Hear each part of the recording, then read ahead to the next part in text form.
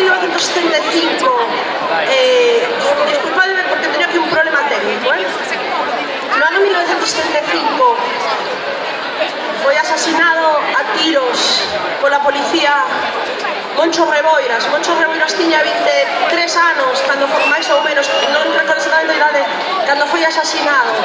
Foi asesinado de varios tiros pola espalda e aínda a día de hoxe a versión oficial segue a ser un suicidio, que Moncho se suicidou e non que foi asesinado como verdadeiramente foi a súa nai. Non puido nin sequera chorar a morte, o asasinato do seu fillo como tal recoñecido, e ademais nunca ninguén pagou pola morte de un neno de 20 anos que só defendía os seus dereitos laborais e os seus dereitos como individuo da clase traballadora. Moncho deixou escrita, deixou unha frase que adorna moitos muros deste país, que di: que importa que nos maten se deixamos semente de vencer. E esta canción chamase así, Semente de vencer.